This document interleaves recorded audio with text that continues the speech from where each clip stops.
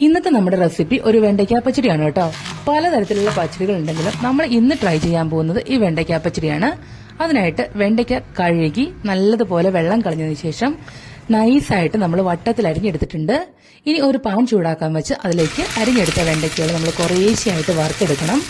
വറുത്തെടുക്കുമ്പോൾ നമ്മൾ ശ്രദ്ധിക്കേണ്ടത് ഇത് കരിഞ്ഞു പോകരുത് കേട്ടോ. കരിഞ്ഞു പോയി കഴിഞ്ഞാൽ നമ്മുടെ കറിക്കും ആ ടേസ്റ്റ് വരും. അതുകൊണ്ട് തന്നെ കരിഞ്ഞു പോവാതെ നമ്മൾ വെണ്ടയ്ക്ക വറുത്തെടുക്കണം. ഇനി നമുക്ക് ഇതിലേക്ക് ആവശ്യമായിട്ടുള്ള അരപ്പ് തയ്യാറാക്കണം.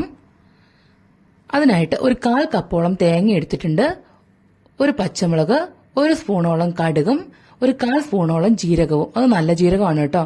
പിന്നെ നമ്മൾ 3-4 സ്പൂൺ പുളിയുള്ള കട്ട തൈര് കൂടി ഇതിലേക്ക് ചേർത്ത് കൊടുക്കുന്നുണ്ട്.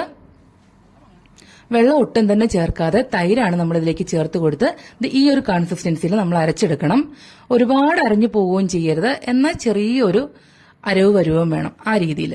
ഇനി നമ്മൾ വറുത്ത് വെച്ചിരിക്കുന്ന വെണ്ടയ്ക്ക ഒരു 1/4 ഗ്ലാസ് വെള്ളം ഒഴിച്ച് നമ്മൾ നല്ലതുപോലെ തിളപ്പിച്ചെടുക്കുന്നുണ്ട്.